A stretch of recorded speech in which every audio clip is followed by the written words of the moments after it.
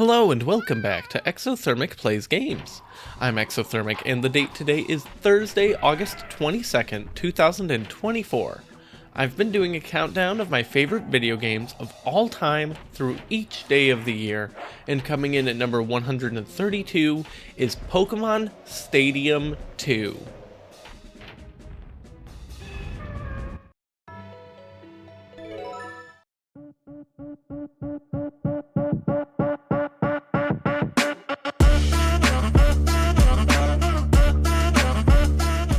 I ranked the first Pokemon Stadium game as my 230th favorite game, so what is the sequel doing that earned it almost 100 entire spots higher?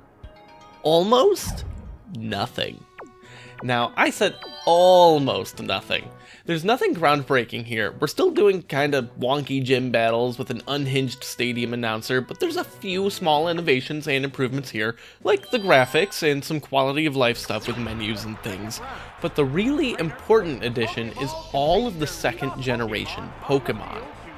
Now, not only can you assemble your team to your liking, but you get all of Gen 2 in the mix, exponentially increasing your options.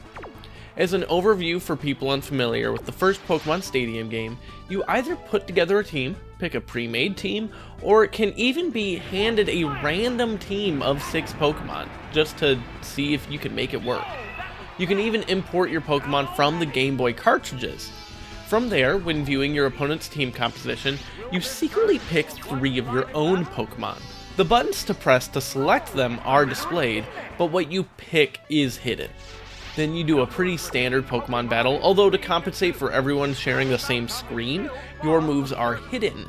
You can hold a button to peek at what you have access to, and see the buttons for each, which others can of course see those too, but it's not too much to ask your friend to close their eyes or something while you pick it. That way you can keep your strategies and move selections a little more secret.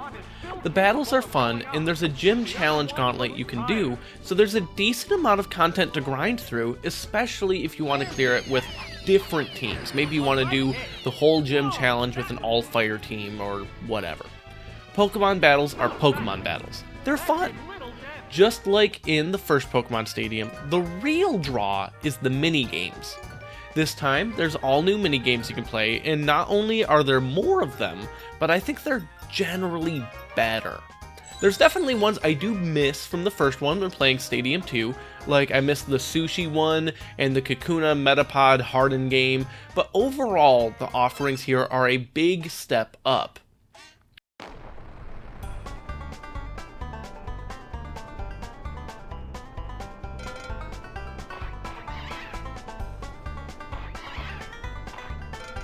The standouts this time around, in my opinion, are Clear Cut Challenge, where you need to time a horizontal slice on a log that gets dropped in front of you. You start losing points if you go past the line, but can only gain points if you cut before the line. So there's a really interesting balance there. Barrier Ball is really great too, as almost like a 4-player air hockey-esque game, protecting your goal. Streaming Stampede is a ton of fun, just having to count specific things as they run across the screen. One of my favorite newer Mario Party mini-games does something like this, and it's a puzzly thought process that even pops up in Brain Age 2, which I ranked as my 244th favorite game. My favorite minigame in Pokemon Stadium 2, however, is Delibird's Delivery. Players control a Delibird, packing up presents into their bags, and then they have to carry them to the other end of the room to deliver them. Between the gifts and the delivery, there's obstacles that come at you that you'll need to dodge.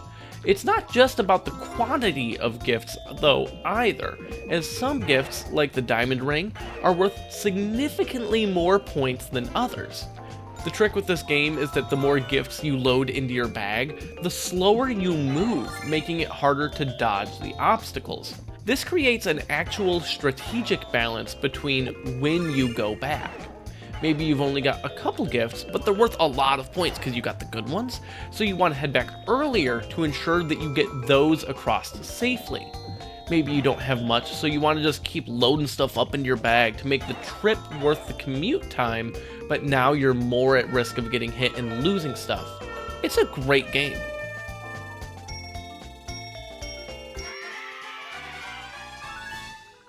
On top of all of the battling and wonderful minigames, they added a trivia component. It's pretty simple, but you can select your difficulty and answer questions about Pokemon. It's obviously limited to Gen 2 questions, so some things might actually be outdated now, but it's fun to test yourself. You can do this multiplayer too, but it's actually not that different than doing it alone. If you want more multiplayer minigames, you can join me tomorrow as I talk about my 131st favorite game, where I, do more multiplayer minigames, but under the guise of exercise.